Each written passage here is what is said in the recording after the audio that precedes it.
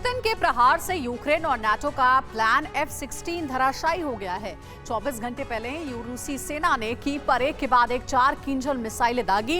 इनमें से 3 हाइपरसोनिक मिसाइलों ने कीव में अपने टारगेट को तबाह कर दिया और इसी के साथ नाटो का वो विध्वंसक प्लान भी तबाह हो गया जो 1 महीने पहले लिथुआनिया की राजधानी में बना था। सवाल यही है कि आखिर ये प्लान क्या था, उसे पुतिन ने किंजल प्रहार से क्यों भस्म किया?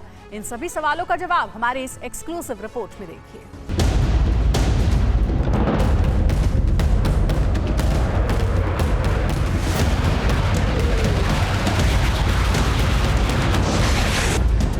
कुछ इसी तरह कीव पर किंजल प्रहार हुआ।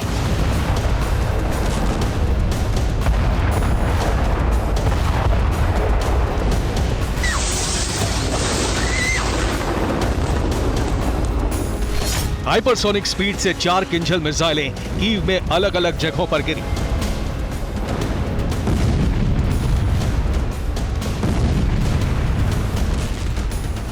और इसके बाद यूक्रेन की राजधानी थर्रा उठी।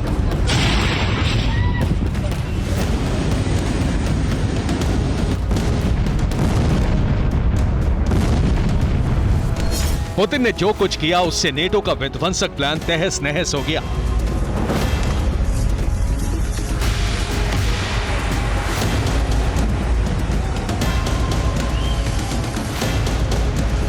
जो यूक्रेन अब तक किंजल मिसाइलों को मार गिराने का दावा कर रहा था, वही इसका शिकार हो गया।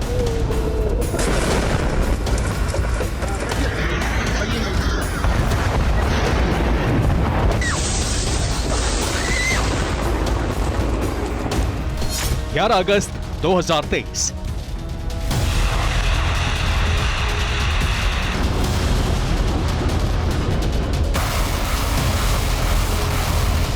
शाम का समय था। युद्ध के हर फ्रंट पर रूसी सेना बारूदी बारिश कर रही थी।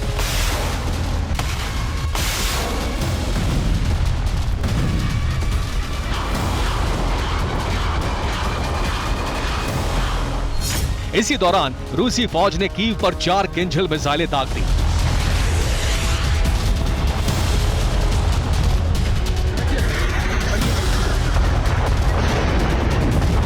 किंजल अटैक में न सिर्फ कीव में बड़ी तबाही हुई, बल्कि नेटो का वो प्लान भी ध्वस्त हो गया जिसे विल्नियस की बैठक में तैयार किया गया था।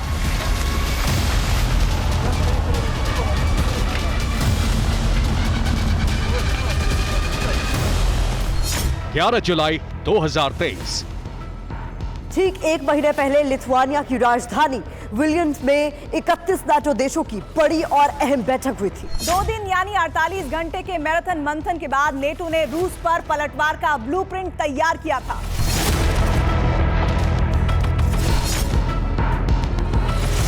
इसी बैठक में तय हुआ था कि यूक्रेन को न सिर्फ F-16 फाइटर जेट दिए जाएंगे, बल्कि उसके पायलटों को F-16 उड़ाने और उससे हमला करने की ट्रेनिंग भी दी जाएगी।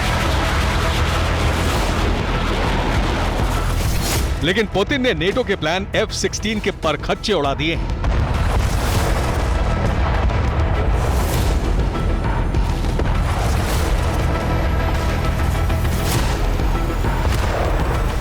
चार किंजल मिसाइलें दागकर यूक्रेन के साथ साथ नेटो को बहुत बड़ा सदमा दे दिया है।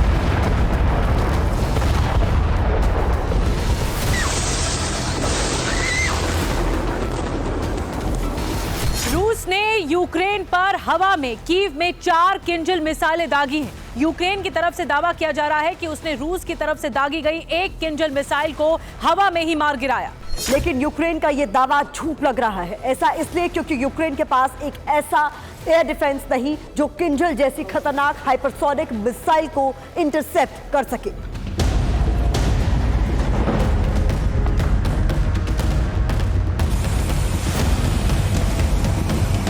तो कीव में अलग अलग जगहों पर किंजल मिसाइलें गिरी और नेटो का प्लान F-16 भस्म हो गया। इस हमले में एयरफोर्स का वो हॉस्टल भी तबाह हो गया जिसमें F-16 की ट्रेनिंग के लिए चुने गए पायलट्स थे।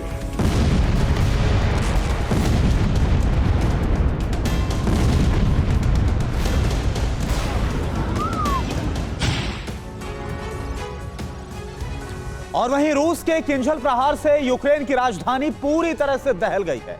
रूसी फौज ने कीव पर बैक टू बैक 4 हाइपरसोनिक मिसाइलों से बड़े हमले को अंजाम दिया। 3 मिसाइलों ने अपने टारगेट को तबाह कर दिया, तो 2 पहली स्ट्राइक में कीव का सबसे एडवांस एयरफील्ड भी तबाह हो गया। यहीं पर यूक्रेन के वो 23 पायलट्स थे जो F-16 की ट्रेनिंग लेने यूरोप जाने वाले थे। अब ये माना जा रहा है कि रूस के इस हमले में सभी पायलट्स या तो मारे गए या बुरी तरह से जख्मी हो गए। पुतिन की दूसरी हाइपरसोनिक मिसाइल ने उस अस्पताल को धराशायी कर दिया जहां पर हमले के बाद पायलट्स का इलाज होना था। चौथी बड़ी बात क्या सामने आ रही है, आप देखिए। तीसरी किंजल मिसाइल ने यूक्रेनी एयरफोर्स के रेनफोर्समेंट डिपो को ध्वस्त कर दिया। यहां पर स्टॉर्म शैडो मिसाइलों का जखीरा रखा हुआ था। सुखोई 24 लड़ाकू विमानों का बेड़ा था यहां पर।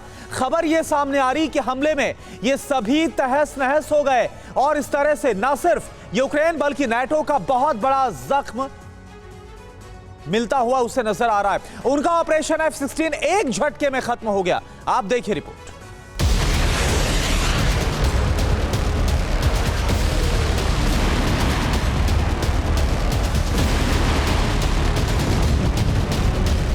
स्टॉर्म शैडो मिसाइल सुखोई 24 की तबाही के साथ साथ यूक्रेन के उन पायलटों के भी मारे जाने की खबर है जिन्हें यूरोप में F-16 की ट्रेनिंग मिलने वाली थी।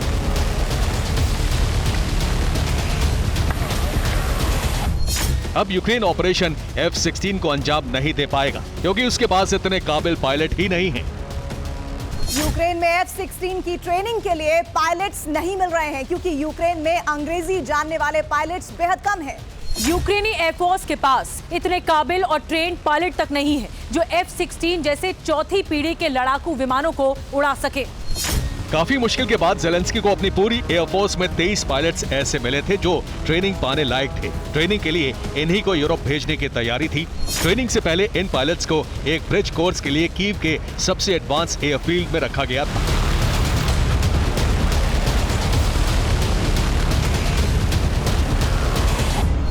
माना जा रहा है कि पुतिन के हाइपरसोनिक हमले में ये सभी पायलट्स या तो मारे गए या फिर इस कदर जख्मी हो चुके हैं कि अब वो फाइटर जेट नहीं उड़ा सकते।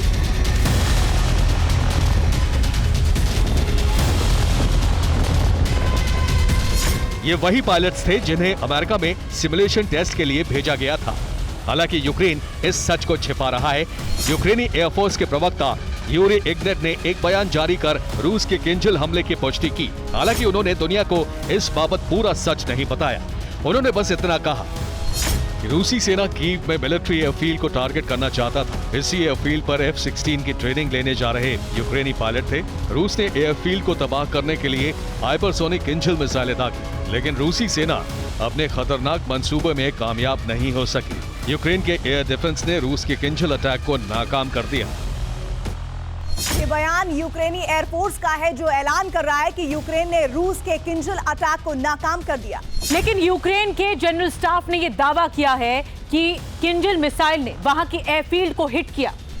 यूक्रेन के सेना प्रमुख वालेरी ज़ालुझनी ने बयान जारी कर कहा कि कीव के इवानो फ्रैंकोविस्क में 3 किंजल मिसाइलें आकर गिरी। यहाँ स्टॉर्म शैडो मिसाइलें और सुखोई 24 फाइटर जेट्स का बेड़ा था। इसके साथ ही यहीं पर वो पायलट्स भी मौजूद थे जो F-16 की ट्रेनिंग के लिए यूरोप जाने वाले थे।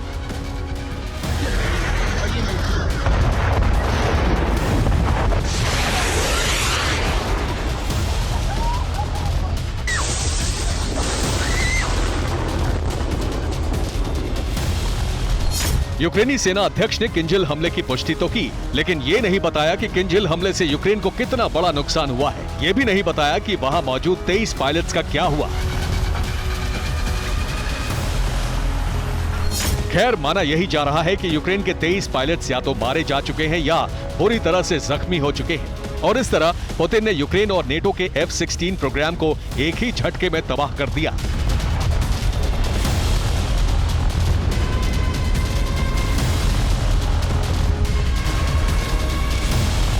तो सवाल यही है कि क्या अब युद्ध में नेटो की सीधी एंट्री होने वाली है? क्या F-16 से नेटो के पायलट रूस पर हमला करेंगे? अगर ऐसा हुआ तो पुतिन क्या करेंगे?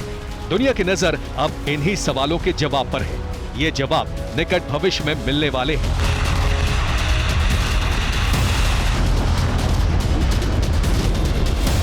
Bureau report, TV9, Bharatvarsh.